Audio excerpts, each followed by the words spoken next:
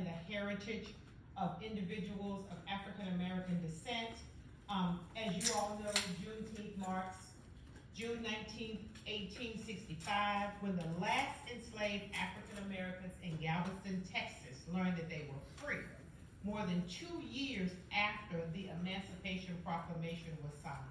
And so again, we are here to talk about freedom, delayed and not denied, and how we can collectively work to make a difference.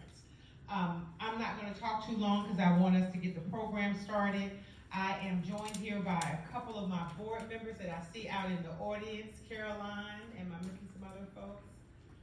And if not, I'm going to ask Donna, one of our new board members, who is going to be our moderator for the program, to take it from here. And again, welcome, and we're so happy that you're here.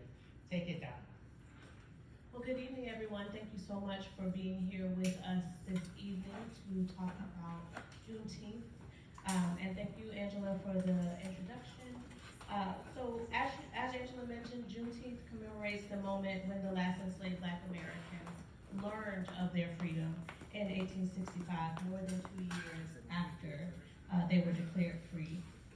This is a reminder that freedom is more than a phrase. It's a state of being, one that can be tenuous, ever evolving, and one that must be constantly asserted. And so I'm excited to be here with these esteemed panelists to learn more about Juneteenth itself, but also what freedom means to them as educators and in the experiences that they have had and learned. And then from you all as well about where we are as a country here in the city of Durham. But importantly, I want to share with you where we are in context. So we are here in the Mary Lou Williams Center for Black Culture at Duke University.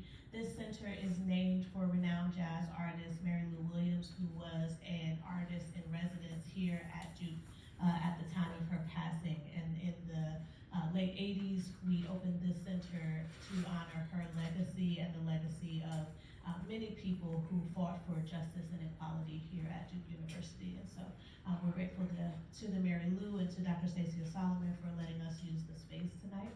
And then my short disclaimer, which is I serve as Assistant Vice President for Identity Centers and Community Development here at Duke University, but I am not here in that capacity. I'm here on this panel serving as a board member for Lillian's List, and I'm excited to do so. And so since we're running late, I will skip some of my other remarks and get straight into the introductions of our panelists. So why don't we start with just a brief introduction of who you are, Mr. Ijames. Hello, thank you, and happy Tuesday, everyone. My name is Earl Ijames. I like to say I'm your favorite farmer and historian. Of course. I am a seventh-generation North Carolinian by last name, and I'm currently curator of African American History and Agriculture at your North Carolina Museum of History since 2008. So thank you for having me. Hello everyone, and I'm also pleased to be here. My name is Dr. Valerie Ann Johnson, also known as Dr. BJ, because I serve as co-director, one of 3 co-directors for the North Carolina Environmental Justice Network. But before that, I was a professor at Bennett College, UNC. My first job was at UNC Chapel Hill. And I ended my academic phase at Shaw University as Dean of Arts, Sciences, and Humanities. So I kind of bring this interdisciplinary perspective. I also, the way I got here was I chaired the North Carolina African American Heritage Commission. Good afternoon. I'm Carmen Cauthen. I am a Raleigh native, and in retirement, I am now a historian and an author, writing primarily about Raleigh's Black history, but understanding that a lot of what I write about and what I research and find actually applies across the country to our communities and our neighborhoods. And my favorite part is digging up the systems and sharing how so many things have occurred out of the systems that were created at the end of the Civil War, during the Reconstruction period up into the beginning of Jim Crow, to put us in the places that we find ourselves today. And my goal is to continue to encourage people to keep digging the systems up, because until we dig the roots up, we can't create solutions to the issues by patching them. Thank you. Thank you all again for joining us for this panel. So in order to get us started, I'm just gonna ask, I have some questions that I will provide to the panelists, and then we'll open it up as well to the audience. So feel free to jot your questions down, because you will have an opportunity to ask them. And so if we'll start with you, Mr. Ijames, and with you, Dr. Johnson, just tell us a little bit about the journey to freedom that we have gone on here in the U.S. How long do I have? Not long. Don't worry, that's the first question. Don't worry, I'll keep them straight. Thank you. Keep me between the digits. Okay. So, a couple things is I brought some visuals for us to kind of get some context. As I mentioned, again, my name is Earl Ijames. I'm a seventh generation Ijames in North Carolina. I have a Revolutionary War patriot of colors named Michelle Ijames from the French West Indies. I grew up knowing this in Winston-Salem. We still have our 1779 land grant farm where we get our farming heritage. Along with that, growing up in Winston-Salem, we had to go to church every New Year's Eve. And I would be very upset, particularly as a teenager.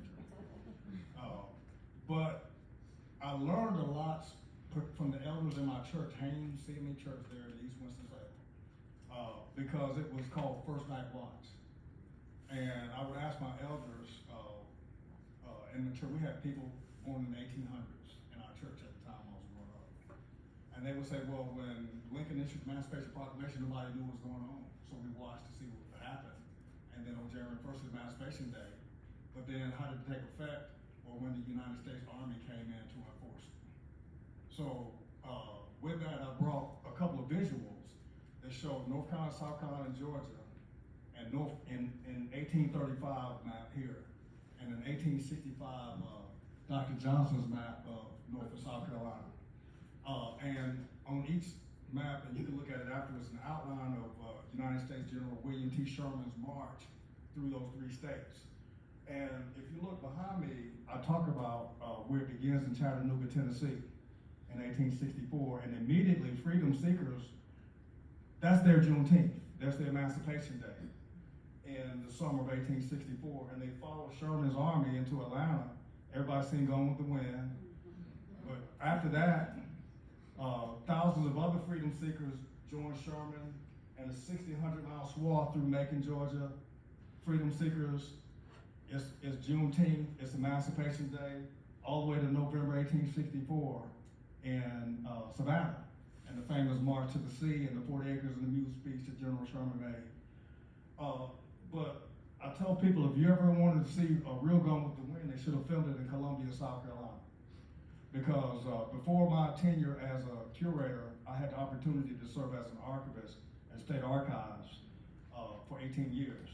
And one of the reasons I always say one thing that separates North Carolina from South Carolina and Georgia is that we still have our academic material culture that was not burned literally up in Atlanta and Columbia. So we have records that go back and help us trace a lot of this. But Juneteenth comes up in November, and Christmas of December of 1864 up into Columbia, and February of 1865 is Juneteenth for those people in the middle part of South Carolina. And from that point, the United States Army traverses across the state line to capture the Confederate arsenal at Fayetteville. And the Fayetteville newspaper records it at 5 days of hell because the whole town was on fire for 5 days. But freedom seekers from all the sand hills in this area joined Sherman's army there in early March of 1865. And from there, Sherman's army goes to Goldsboro, where they captured the railroad system that was supplying General Lee's army in Northern Virginia and Confederate General Johnson's army down here. So once they get to Goldsboro in March, there's Juneteenth there, and in about a 100-mile radius, all over eastern North Carolina, people flock to Goldsboro and follow Sherman's army. And in Goldsboro, General Sherman forms the last regiment of the Civil War, the 135th United States Colored Troops. and they built the first continuous road between Goldsboro and Raleigh in 2 weeks. And when they got there were freedom seekers that got to Dix Park. And Carmen, you were talking about the slave narrative. You could talk about later, but there's one of the slave narratives that talks about when the United States Army got to Raleigh. There's a guy named Scott who says there were so many Yankees, they were like bluebirds on the earth. It was 100,000 United States colored troops, and you can imagine that's when Shaw University was founded under that cover.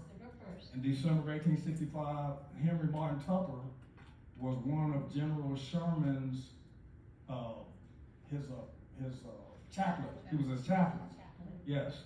So all of this coincides in April of 1865, and then for everybody living here in Durham, you start to leave this room and not know that the Civil War ended in Durham. And this mass energy of humanity, a lot of it ends up here in Durham. And that lends itself directly to what the character of Durham is today.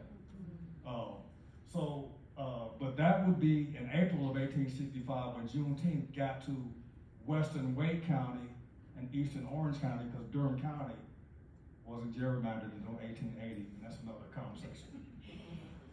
And on that note, thinking about, as Earl has said, freedom seeking, the concept of freedom was not something that just happens in association with emancipation of the enslaved persons. The moment folk were in bondage was the moment freedom is birthed. So the concept of self-determination and autonomy is maintained. And so you get all these various kinds of stories. Part of the story is how did you even have a United States colored troops? Well, it doesn't just start with them in the Civil War. You can go back to military action previously with the American Revolution. And you've got folk who are fighting, enslaved people fighting for the British because of the promise to be free. An empty promise, but it was the promise that enticed them to take up arms against their enslavers and to fight for the British as royalists. Then you had free communities of black folks. Have anyone heard of the Harlow Patriots? Not on this panel. Not surprised. There were 14 men from Harlow, North Carolina, which is Craven. It's presently Havelock and Havelock. Yeah. Cherry Point, remember that, Marines, Cherry Point. Those 14 families sent their men volunteered to fight. And I say this because it gives us a kind of agency. It reminds you that there was a certain knowledge of firearms and military skirmish engagement that these men already had because it passed down through the generations. The Harlow Patriots came, and the families of Harlow originally came from Virginia. They left Virginia because the laws were becoming so constricted around black folk being free that they came to North Carolina and created a community there in the swamp. In the swamp, basically in the swamp. We will get swamp is a running theme of freedom seeking, what you can find in the swamps, and who was assisting. So indigenous people are assisting in this endeavor, who are also fighting on both sides of the Revolutionary War. Bring it up to the late 1800s, 1860s, and you have folk fighting again on both sides. But the whole idea is the concept of what it means to be your own person, to have personhood, and that the process that you just described of ensuring that people are going to be free is the process of really making good on the promise of democracy. So that is the kind of context I think of when we talk about Juneteenth. It's not, as we were saying earlier, a celebration. It's a commemoration. It's a reminder of what it took for folk to be able to assert their freedom. Military troops saying, y'all are free, and it was still contested. If you look at the history of the community in Galveston that had this announcement made, they had to fight still to make sure they could keep that promise of freedom. Thank you so much, Dr. Johnson and Mr. Ijames. We appreciate that. That was such a rich history in such a short period of time, so we're grateful for that. And you give me a good segue into the next question, which is just about how you each observe the commemoration of Juneteenth over the years. Now, how you personally observe it and how you've seen that shift happen throughout the years from going from, you know, what was maybe an in-community observance to now what is a national holiday. And I'll start with you, Ms. Cameron. It's an interesting question. I heard about Juneteenth in probably 2003. I was doing some work with the late Dr. E.B. Palmer at the African American Cultural Center at his home. And I was like, what is this? I'd never heard of it before. And he said to me, we're not celebrating that. We are not celebrating the fact that it took 2 years after the Emancipation Proclamation for people to find out that they had been freed for 2 years. And so I began to do more research over the years and realized that, just as Earl was saying, it was a process. I did not know that people in the District of Columbia were freed by proclamation in 1862. But the people in Delaware and Maryland were not freed until the 13th Amendment passed. And even some states, it was part of the state, but not all of the states where people were freed. When you actually read the Emancipation Proclamation, you see that there are 14 parishes in Louisiana that people were not freed. And it was only, like here in North Carolina, I just recently realized that because the state has seceded, one of the requirements for the state to come back into the Union was to pass laws abolishing slavery.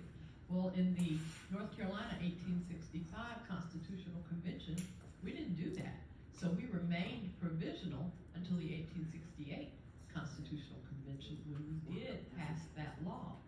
And so what we heard, most of us growing up, was that January 1st, 1863, we were free. But that's not true. And so we have to be sure that when we are hearing stuff, we know the foundation and we know the truth of it. And so the way I commemorate is pretty much what I do every day. I am digging for some more history. Occasionally I am asked to speak. Occasionally I will go to an event. Earl was just talking about something that's going to happen tomorrow in Raleigh, around the corner from my house. And so I might try to go do that. But it's not a party for me, because I think what Dr. Palmer said really stuck in my head. Why would I want to celebrate something that people didn't have all at the same time, and that they should have been all along? So let me add something to that, if I may. So one thing, and I knew Dr. Palmer as well, we would talk quite a bit. One thing that we always talked about is recovering our agency, our free agency. Where is the money? I am a social democrat stuck in a capitalist body. And when I look at history and I look at what we produce as human capital, the 11 Confederate states were the 11 richest states in the Union at the time, did y'all know that? Mississippi was the richest state based on 2/3 human capital and what they produced. South Carolina the same way. We can go on and on about the fact that reparations, or whatever you want to call it, but the fact is that our ancestors were and still have, through their history, producing economic viable products. So one of the things I'm constantly doing is helping people regain enterprise. How do you monetize your history if you want to? And it's not a celebration, but everybody else has, Black Americana is a big export. My granddad told me growing up in Winston-Salem, the main reason for integration was that the black community was the 14th largest aggregate economy on earth in the 1960s. That was the impetus behind integrating in the East Winston-Salem and Southeast Raleigh more than anything. So, just to get that out of the way, we want to encourage agency, and we'll come back to this panel up here later. But the idea of commemoration, not only for black people, but we had the 13th Amendment up before there's slavery, no involuntary servitude shall exist in any state or jurisdiction subject in the United States. It doesn't mention African Americans that outlawed slavery. And I'll tell people slavery afflicted the entire society and impregnated everything. And our white brothers and sisters, our indigenous brothers and sisters also need to realize, and I'll put it in simple terms as a farmer. Going back to 1830, I grow very good collard greens and watermelons and things like that. Well, don't get me started. I was about this close. So the state of North Carolina in 1830 passed a slave code calling it a hawking and peddling. If I was to sell, if you were white, and you were to purchase stuff from me, so it creates a stigma. So the ratification of the 13th Amendment, of course, outlaws all those laws, but the customs persist. So in a mathematical equation, I'll tell people here in Carolina, we were 202 years of slavery, but we've only been 160 years removed. So we're still learning not to be in a slave society. And so a large part of that is not only commemorating, but where is the money? And we can recover a lot of that agency ourselves and not wait on the handout of reparation per se, but historic preservation, reclaiming farmlands, all types of things, artifacts. I'm always encouraging our patrons to get appraisals on their artifacts, add equity to their estates. Things like that. So it's good to commemorate, it's good to educate, it's better to get paid. I'm in the middle, literally, but I understand that, what you're saying about getting paid. I think though, it's more of how is it that we are commemorating an event that is a process, and at the same time be able to, it's okay to be able to get paid for some of the things that we produce as Americans. I do want to recognize though, like you said, it's a international enterprise where folk are making bank over something they don't really understand. They just throw up some colors, red, black, and green. They say Juneteenth. There's no context. I'm saying we bring the context. So if we're gonna monetize it, then we've got to have the context and not just have it be this time for being celebratory without having that responsibility. I'm from the West Coast. Well, my parents my sister and I were born and raised in San Diego. And when it came, so I had heard about Juneteenth all my life because of the Texans. And this is another thing, understanding our migratory streams. The folks who came from Texas and Louisiana and Mississippi, and especially Texas, they would have a remembrance. And it would depend on what part of Texas you also came from. It wasn't all Texans, but I can remember that it was more of recognizing family. It's almost like a family reunion-esque kind of thing, just connecting, having a meal together. Up in Oakland, they would maybe have some more celebratory activities where it was monetized, and you would know to go to the black folk who were selling this, that, and the other, in commemoration of this event that occurred, that reminds us that it's still a process. Because I can remember, say this real quick. We talk about being free, but we also know that folk are still in bondage in several different kinds of ways. Well, they actually had, in 1962 in San Diego, an enslaved black woman. Yes, she did not know that she was born in the States and was made into a slave with this white family. And it was uncovered and it became a big news story at the time. But it was a news story that was not ever told as part of the history of what happened here in San Diego. So I don't take for granted that we are free in that sense, because we can create again the laws to put people back into bondage. And I think that's what I remember about, and I kind of notice. I remember when I think about Juneteenth that this is also pay attention. Pay attention to right now. What is it that it is an uneasy democracy that we have? And there are mechanisms that we need to make sure that we use in order to ensure that that promise becomes more than a promise and is maintained as a reality. So I want to keep going from where you are right there, Dr. Johnson, in terms of when you think about what it took for us to know this level of freedom. And what I hear you all saying is that that freedom is tenuous, right? Like it doesn't look the same every day, and it certainly doesn't look the same for each and every one of us. We all have our own privileges, but we also all have a responsibility.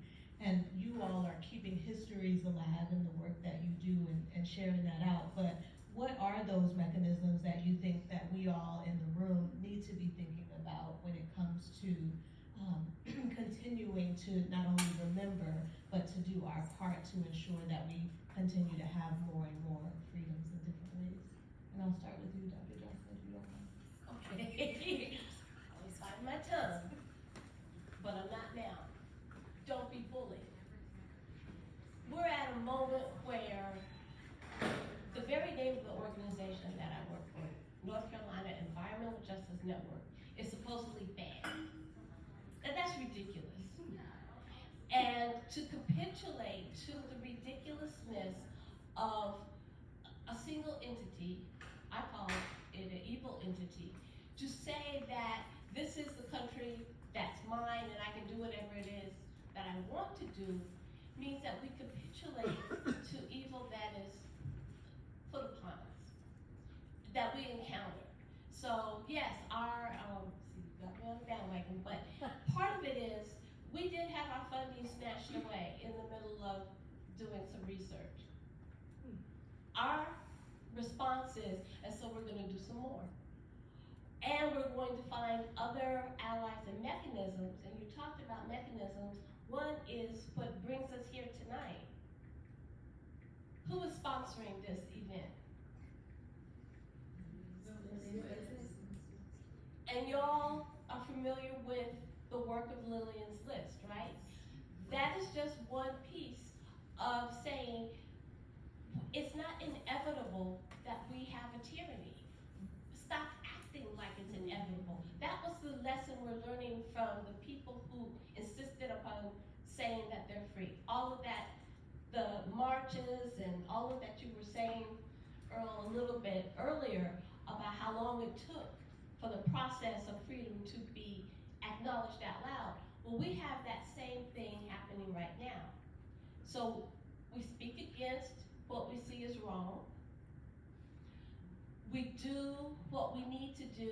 If a rule comes down or a policy comes down that is against the thing that we need to do to make democracy work, figure out a way to go around it. What did Harriet Tubman do? She didn't give in to the inevitable, and that I think is the main thing. There is not an inevitability about anything that humans do unless you allow it to be. That's my perspective as an anthropologist. We make this, it's in our hands. And so how are we going to go forward? if we capitulate to bullies. And so that would be one of the ways in which I would address it. And also, knowing your history, knowing the history as much as you can. So, my other background is working at the legislature for about 30 years, writing the journal for the House of Representatives, watching things change, seeing people going to work as a young lady of 20 and seeing 3 black people in the legislature and retiring in 2011 and there being 40-some legislators, black legislators. Seeing change, knowing that voting can be snatched at any moment, and hearing young people say to me, well, it's not important, it's not gonna make a difference. It doesn't make a difference to my life. So I'm now trying to figure out, how do I pull young folks together, small groups, and go, do you know that if you don't vote for the water and soil conservation person in your district, that they regulate your water, they regulate flooding, they regulate things that you don't think have anything to do with you. I can't just go out and spit it out to the world, but if I can influence 2 or 3 other folk who will influence 2 or 3 other folk, that makes the difference. It's part of the not being bullied. I'm not gonna be quiet. I have a podcast called Quiet No More. Somebody said, why did you name it that? You have never been quiet. I am going to continue not being quiet.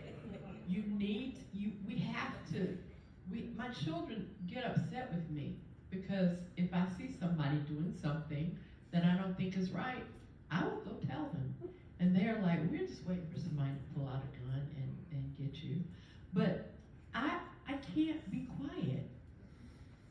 We let people down who died for us, whether they were enslaved or whether they were part of what we call the civil rights movement that I actually believe started way before 1950, whatever, like back in the 1600s. We let people down who died if we don't say something. And I'm not having that on my watch. And so all I can do is encourage you all to join me. You've got some nieces, nephews, cousins, grandchildren. Start with one. Convince one. Figure out a way, put it in a wrap. You know, whatever it takes to get to somebody who you know either didn't vote or voted the wrong way. It doesn't matter if they look like you, smell like you, sound like you. There is somebody you can influence, and it's our job. It is our job. Would you do me a favor and repeat that question, please? I want to make sure I keep it between the ditches. So the short version is, how do we keep going? What is our responsibility in terms of keeping our freedoms and growing our freedoms? Well, I'm a big proponent of genealogy, and if we have that family bond available, oftentimes there are skills and trades, professions, which I'll say myself as an agriculturalist, as a farmer, that was passed down through me inherently, even though I'm not an agriculturalist degree person. But the idea was to transfer that agency, but also the knowledge. And for people who may be a little bit bland on history, I would encourage you to do any genealogy, and it will sharpen your wit and your interest in history in of itself. But in finishing out, I want to make a couple of quick points about Juneteenth. I put a little slide together as part of a larger presentation of what is Juneteenth, because as mentioned, we all know about the news of the 13th of the Emancipation Proclamation getting to Galveston, Texas. United States General Gordon Granger. But do we realize that the Emancipation Proclamation was null and void on June 19, 1865? And the reason is that it was passed, it was declared by President Abraham Lincoln as a fit and necessary war measure during martial law. So that when the treaty was signed at Bennett Place over here, you remember I told you that the war ended here in Durham, that the Emancipation Proclamation was null and void. So I pulled all my hair out telling people that Gordon Granger and those people were telling people about emancipation, about Juneteenth and about the Emancipation Proclamation. What in fact was going on is here in these states and Virginia, our state and the United States Colored Troops encouraged a lame duck Congress to vote for the 13th Amendment outlawing slavery, and it only took the largest amphibious assault in the history of the world before D-Day, when those brothers in those 6 regiments of United States Colored Troops planted the 27 United States Colored Troops out of Ohio, the United States flag at Battery Buchanan. After 10,000 rounds, imagine swimming in January in the ocean 2 miles in the largest fort in the history of the world, and the biggest amphibious assault that people didn't believe could happen. It couldn't be accomplished. The United States Army had attempted to capture Fort Fisher with all white regiments, and they were completely repulsed and embarrassed in December of 1864. And that was Lincoln's final try to get the lame duck Northern Republican Congress to vote on the 13th Amendment. So there's a telegraph that goes from Fort Fisher to the Congress and the White House describing the battle, and they immediately, with 1 day left in Congress, voted on the 13th Amendment, where it then goes out to the 36 states. The Juneteenth and the whole idea of these United States Colored Troops landing in the port of Galveston was meant to terrorize a large Confederate population of people who may have heard about it, but they hadn't heard about the war ending at Bennett Place. And that Juneteenth date is from June 19, 1865 to June 30th, 1866, when the commissions of the United States Colored Troops expired. And they had traversed the whole state of Texas in skirmishes and in battles, but they were not only telling people they were free, they were telling white people they were free from slavery also. They didn't have to fight for something like as insidious as slavery, but it was a military campaign explicitly meant to encourage political either yay or nay on voting of the 13th Amendment outlawing slavery. So I kind of put a little quick equation together, but in a nutshell, after Fort Fisher, and by the way, you will know that United States Colored Troops 4 regiments also captured Richmond. In April 4th of 1865, that's Juneteenth in Richmond, Virginia, the Confederate capital.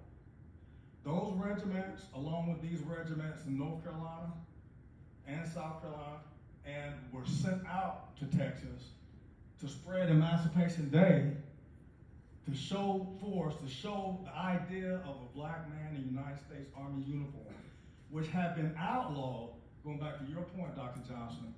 The Revolutionary War patriots of color, at the end of the Revolution, one of the first things our first Congress did when we first formed Washington, D.C. in 1792, everyone knows about the Fugitive Slave Act, and you should know, but you should also know about the Federal Militia Act.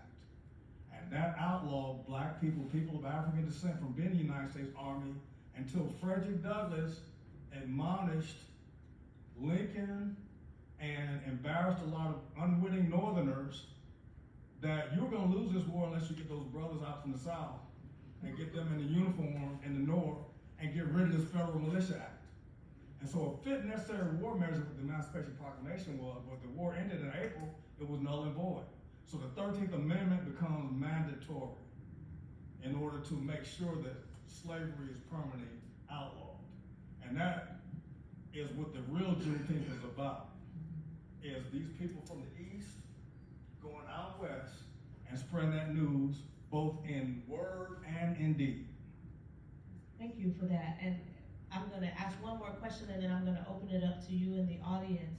And that question is, you all work to preserve history. Is a part of, I think, maybe who you are, but also what you do. What have been some of the challenges in preserving our history locally and further out, and how do we as a community help to support you in those efforts? I'll finish.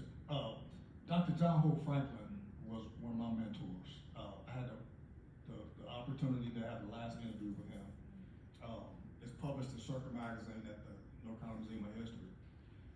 But he made a point when I interviewed him that came back to my knowledge when I began working at the State Archives in 1990.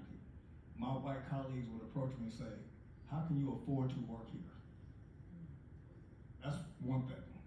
But secondly, he and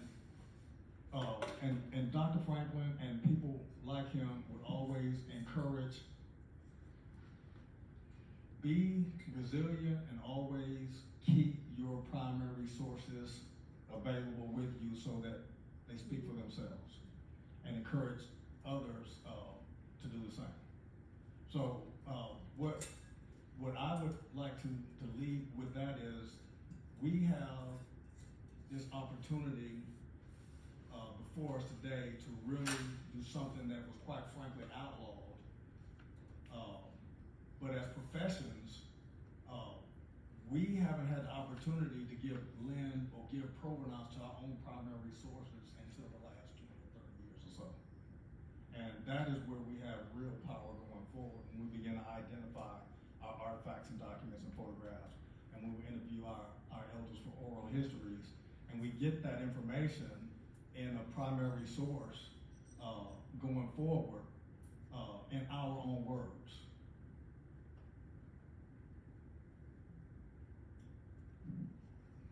So one of the things that I love to do, piggybacking on what Earl just said, is to do oral histories.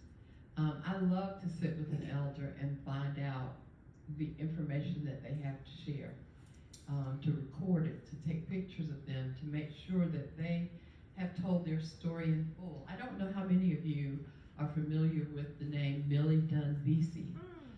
Millie Dunn Vesey out of Raleigh, North Carolina. Her grandparents, yeah, that's right, her grandparents were enslaved. Both of their stories are in the WPA slave narratives, Essex and Millie Henry.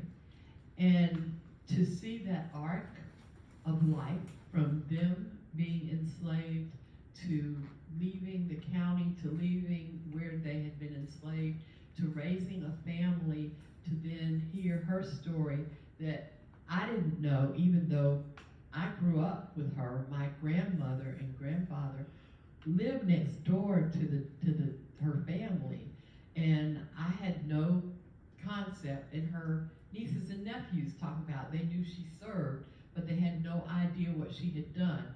A lot of us, period, regardless of whether we are elders or not, don't think our stories are important. But if you consider that if that piece of our story, which is a piece of the fabric of our country, that thread was pulled, what happens when you pull a thread in a shirt? It starts to unravel. And so it's so important, as Earl was saying, to do the genealogy. But people are afraid sometimes to do the genealogy because they think they're going to hit this wall. I encourage people to write their stories from their memories and their history that they know. What was told to you? What things do you remember about the people in your family who were around you? Start there and go forward. Do you remember what it was like to go in your mama's kitchen and smell whatever she cooked? Do you have the recipe? When you start to talk about those things, think about what happens when you are in a setting and you start to talk about the things you heard, the things you smelled, the things you touched and tasted and felt. those bring up all kinds of memories. That's part of the history and the fabric of our country.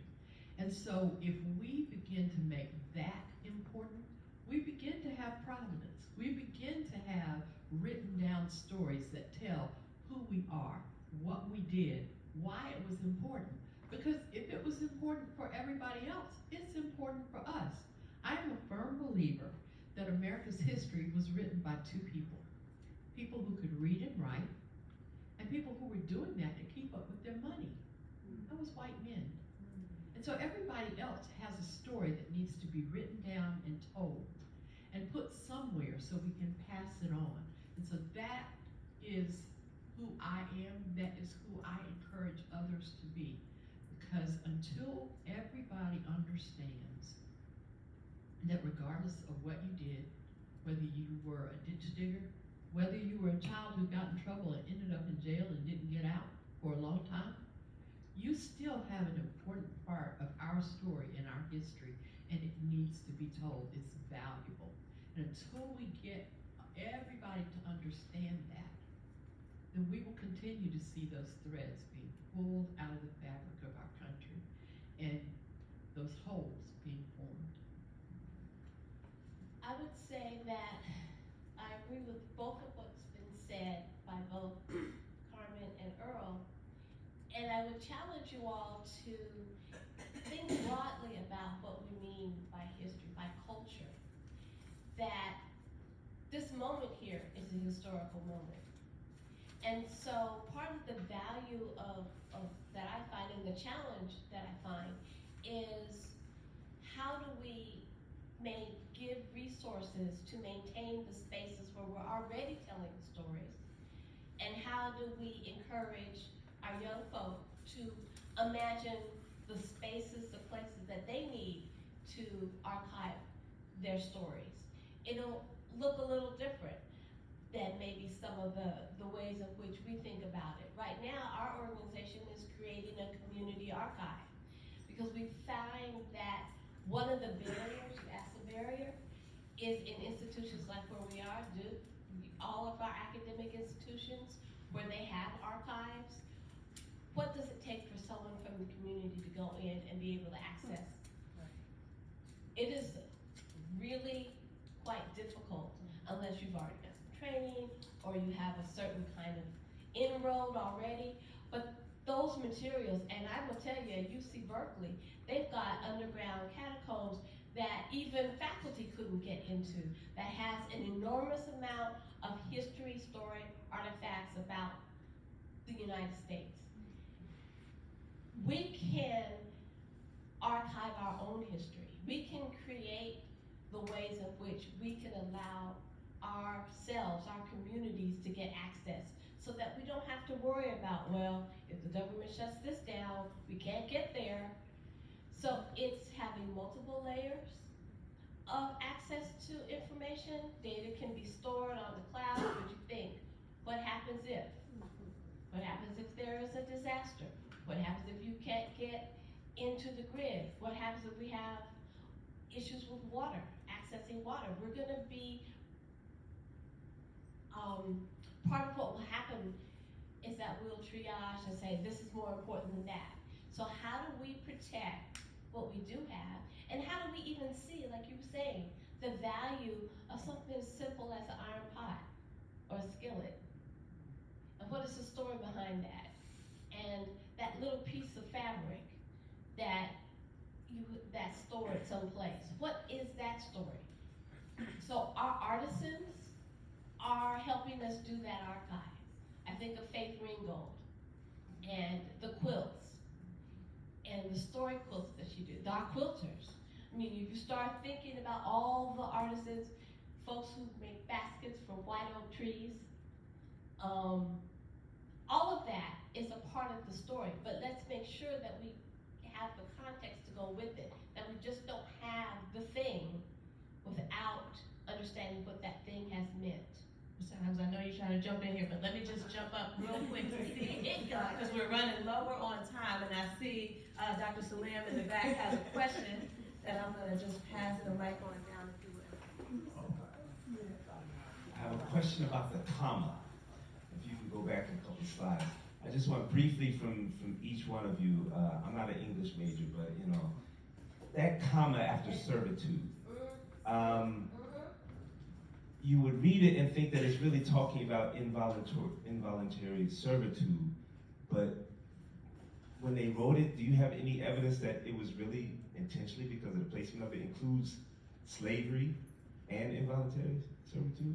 I just wanted to know if there's any history in that. Yes, it is. Involuntary servitude, or was another name for slavery in other states and other territories that didn't call themselves slave states per se. But that phrase, I'm convinced, was permanently put in there. And I'll tell you kind of a That doesn't history. sound like an end to slavery to me then. Well, no, it's not. It actually is a dovetail for new form of slavery, because I'll kind of give you a time frame literally. So December 1865, North Carolina ratified 13th Amendment. 1866-67 legislatures, they passed some black codes. So 1867, you got to come back out of the Union and get a new Constitution. 1868. So 1868, they come in, written new Constitution, outlawing slavery, accepting the 14th Amendment. Then in July of 1868, the legislature sneaks in this new law to create a penitentiary for the better use of convict labor. And they place it right in the middle of a historic black community called Nazareth and Oberlin. And then they began passing vagrancy laws and things like that, that dovetails into slavery part two. So that is, to your point, to me, the intended outcome of that clause that is still in effect today. So that's a great question, great point. Thank you for not making me bring it up.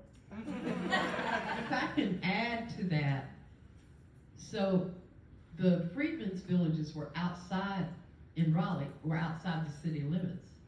So when you begin to annex the areas into the city limits, then you begin to place additional local laws on those parts of the community. And you see that the community grows, but then you can say, okay, the police can go over here and arrest you because these are our city ordinances that are attached to our state ordinances. So there's so many pieces to the puzzles that are important to recognize as well.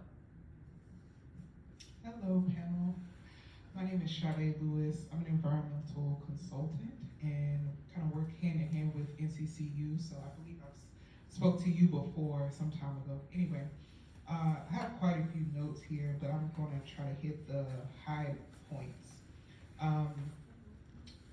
Yes, we could definitely enter into like a form of slavery if we don't address our base needs. And I think about like Maslow's hierarchy of needs when it comes to food, water, shelter, things like that. And I feel like with us delving into history, we need to pull out a lot of those questions about what did we do to survive during those times. And I know it's captured in a lot of things, like there's seed libraries and things like that, but I feel like with our agrarian roots, with what we did to overcome a lot of things, that should be spoke on with the history. Like, yes, this is what happened, these are the set of events, but then also what we did to overcome, because we learn about history so it doesn't repeat itself. So I feel like we should definitely hit on that, because again, like with the name for slavery, it's changing. Human trafficking is happening. It's high in Durham, actually. So it's like new name, same game. And so also with Juneteenth, I feel like maybe we can come up with some sort of like mass pot, because the finances is what's going to move the vision. So as we're having these gatherings, and I get it, you know, you want to have a nice t-shirt and an armband and a hat, things like that. But what are we doing? We're so much more, we're advanced beings. We've always been. And so if we take this time and this energy to apply it to something and build that vision, because all we have is the present. We have this present moment together in this room. However, we can start to format and build a matrix of the future of what that's going to look like. So I think what else? I'm trying to put these last little bit. So, and then also with it being the Bible Belt, there's a lot of the physical, mental, and spiritual connections that we should make point to bring in, because I feel like we're losing what we came here to do. We're here to shine the Creator's glory. And with that glory means, what are we going to build? What are we going to create with this energy that we have? Like, our ancestors are here covering us for that reason, for us to shine and do what we're going to do. So just some thoughts to kind of swim in your head and figure out what product or service you want to offer the world to build our communities better. So We probably have time for one last question. Does anyone have a burning question for our esteemed panel here?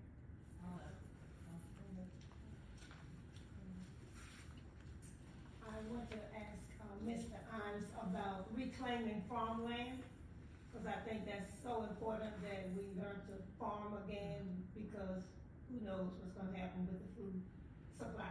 You're exactly right, and thank you for that, because that's a perfect dovetail, because you said building, but I say building and planting.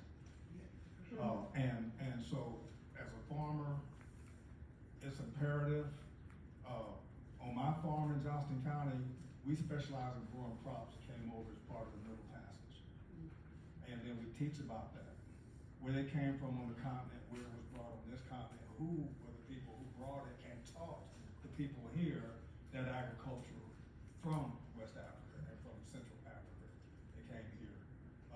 So that is a large part of what we're talking about, is reclaiming farmland, and a lot of the farmland and people who I help have old structures on them. So we engage with people, think about restoring that old house. Get your historic preservation plan, because if you restore that house that's made from trees that we don't even grow anymore, then the same square footage home is going to be 150% more appraisal value than a new built home with all these bells and whistles.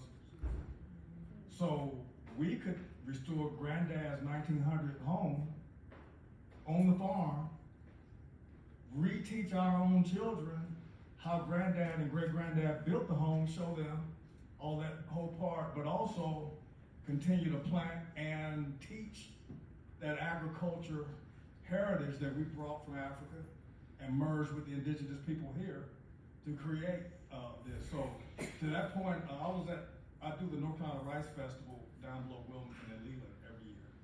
And every year I do a presentation called From Africa to America to Your Plate, A History of the Middle Passage, Origins of Southern Cuisine. We collaborate with chefs, heritage seeds, and we literally bring back extinct dishes, and we teach people how to grow, how to plant these things, and whether it's in your raised bed or on your farm. But even to the point, and we were talking to Carmen, I think we were talking about your relatives in Greene County who are growing pine trees as money trees. And just let them cultivate and grow, because in one sentence, that's why the British colonized this place, was for the lonely pine trees. So we could help recover that and do that as a simple gesture. But all of those things we've kind of en masse gotten away from to live what I call the first world life. So the other piece to that is there's the Women of Color Farmers Network in North Carolina. They would be good folk to get in touch with. They have workshops about seeds, about growing, anything you need to know about starting either a farm or a garden, however you want to call it, however big you want it to be. The black farmers markets that are in Durham, talking to those folks who bring their produce, both in Durham and Raleigh, for this area. But if you go pretty much, especially Eastern North Carolina, and start talking to folks who are, who have property still. And the other piece to that is heirs property as well. That's something that we need to pay attention to. How is it that land is transferred from one generation to the next? and have to be really careful about what happens to that land, because if you look at what happened in the Gullah Geechee corridor and it only takes one person to be able to say, I want to sell, that forces everyone to have to sell.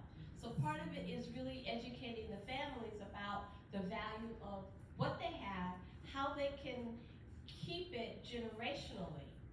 And some folk may want to farm, some folk may want to lease. There are different ways and ideas that we can have about growing and what it means to grow and what it means to grow during a time of climate change. So part of that is we've got some of that information in the recipe books. If you look at old recipe books, they give notations. If you listen to songs, especially the older songs, they're giving you lessons about growing and being and what it is to be able to survive this particular time. We're not talking about black folks' roots kind of music. It's in photographs. So I'm saying just start, you kind of have to investigate, asking the questions, listening to folks, but also contemporary. We got black farmers, and they are producing. A lot of black farmers in this state, Eastern North Carolina in particular, landed legacy black farmers, and that connection to business through our historically black colleges and universities that have fostered that in our state in particular. But if I may give a shameless plug to that point and to that point about farming and heritage. So I've had the opportunity to work with our state's first African American female microbrewer, a sister who owns Harlem Brew South, expanded Rocky Mount at the mills, and we've had her at the museum presenting. She deliberately sources her hops and all her things from black farmers. So, a real scenario unfolded a couple of years ago. She calls me, I grow lonely pine trees. I encourage lonely pine ecology. So she had discovered and was writing a book about historic recipes, including ale, that came from the continent of Africa to this continent. And so she says, I found this old recipe. I want to source lonely pine needles from your farm. Can you bring them to Rocky Mountain Mills? I took them there. She made a fantastic, reinvented, extinct taste of an ale. And so she says, well, we need a name. So I bet you didn't know that the first brewer documented by historians in America is a freedom seeker from Franklin County, North Carolina, who was born enslaved as Piety Cotton. And her runaway ads advertised her as a brewer in the 1820s. And so I told Celeste Beatty, the proprietor, I says, you need to brand this as the Patsy Young Ale, which I have a copy of, and I also have an exhibit of her 1822 marriage bond from Halifax County. And so she now has packaged that, and it debuted for America 250 in Halifax, and now it's in Total Wines and all over the place. And we'll be doing an actual reenactment with a professional actor at Dick's Park on Saturday for the Capital City Juneteenth celebration. Thank you so much. And speaking of plugs, so I just want to make sure that I plug Carmen's book, which is Historic Black Neighborhoods of Raleigh. She's selling those in the back for anyone who may want to take a peek, and our panelists will be here for you to chat them up a little bit more. And so I just want to thank you all. Thank you to our esteemed panelists and for all of you attendees. Thank you for your inspiring and your thoughtful comments. And thanks to each of you for participating tonight. We reflected, of course, on the meaning of Juneteenth, not just as a moment in history, but as an ongoing call for freedom, liberation, and justice for all. If there's one lesson that runs through everything that we've discussed, is that progress does not happen overnight and that it doesn't happen by accident. The spirit of Juneteenth is not about looking backward, but about carrying forward the work of those who came before us.